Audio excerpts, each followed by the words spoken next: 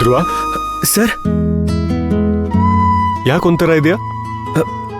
ಏನೂ ಇಲ್ಲ ಸರ್. ಓ, hospital bill ಬಗ್ಗೆ ಯೋಚನೆ ಮಾಡ್ತಿದ್ಯಾ?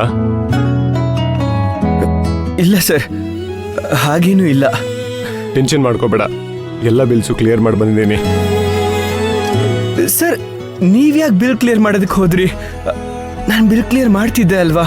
ಯಾಕೆ ಮಾಡಬಾರ್ದಾ? ಅಲ್ಲ ಸರ್, ಅವ್ರ ಮಗನಾಗಿ ನಾನು ಇದೀನಲ್ವಾ ಅಂತ. ನಾನು ಯಾರು? ಅವ್ರನ್ನ ನಾನು ಬಾಯಿ ತುಂಬ ಅಮ್ಮ ಅಂತ ಕರಿತೀನಿ. ಅದನ್ನ ನಾನು ಸುಮ್ಮನೆ ಬಾಯಿ ಮಾತು ಕರೆಯೋದಲ್ಲ ಧ್ರುವ, ಮನ್ಸಿಂದ ಕರೆಯೋದು. ಅವರು ನನಗೆ ತಾಯಿ ಇದ್ದ ಹಾಗೆ.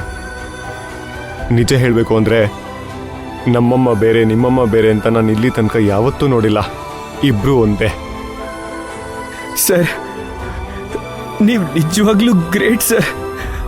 ನಿಮ್ಮಂಥವ್ರು. ಓಕೆ ಓಕೆ, ನಾನು ನಿನ್ನ ಹತ್ರ ಹೊಗಳಿಸ್ಕೋಬೇಕು ಅಂತ ಈ ಕೆಲಸ ಮಾಡಿಲ್ಲ, ಪ್ರೀತಿಯಿಂದ ಮಾಡಿದ್ದು. ಸರಿ, ನಾನಿನ್ ಬರ್ತೀನಿ. ಸರ್, ಅಮ್ಮನ ಹತ್ರ ಒಂದು ಮಾತು ಮಾತಾಡಿ ಹೋಗ್ಬೋದಿತ್ತಲ್ವಾ ಸರ್? ಬನ್ನಿ ಸರ್. ಬೇಡ ಧ್ರುವ, ಅವ್ರಿಗೆ ನನ್ನ ಮೇಲೆ ಇನ್ನೂ ಕೋಪ ಇರ್ಬೋದು. ಈಗ ಬಂದು ನಾನು ಮಾತಾಡಿದ್ರೆ ಅವರು ಬೇಜಾರು ಮಾಡ್ಕೋಬೋದು. ಅದಕ್ಕೆ ಅವ್ರಿಗೆ ನನ್ನ ಮೇಲೆ ಕೋಪ ಕಡಿಮೆ ಆಗಲಿ, ಆಮೇಲೆ ಬಂದು ಮಾತಾಡಿಸ್ತೀನಿ.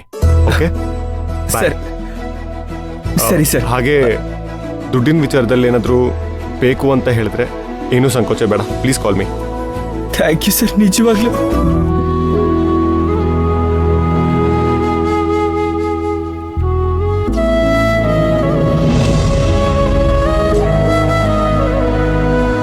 ನೋಡಿಮ್ಮ, ನೀವು ಆರಾಮಾಗಿದ್ದೀರಾ, ನಿಮ್ಗೇನೂ ಆಗಿಲ್ಲ. ನಾನೀಗೊಂದು ಕೋರ್ಸು ಮಾತ್ರೆ ಬರ್ಕೊಡ್ತೀನಿ, ಅವನ್ನ ತಪ್ಪದೇ ತಗೋಬೇಕು, ಎಲ್ಲ ಸರಿ ಹೋಗುತ್ತೆ. ಸರಿ ಡಾಕ್ಟ್ರೆ. ಧ್ರುವ, ಸರ್. 1 ನಿಮಿಷ ಬನ್ನಿ, ನಿಮ್ಮ ಹತ್ರ ಮಾತಾಡ್ಬೇಕು. ನೀನ್ ಬರ್ಕೊಳಮ್ಮ. Okay sir.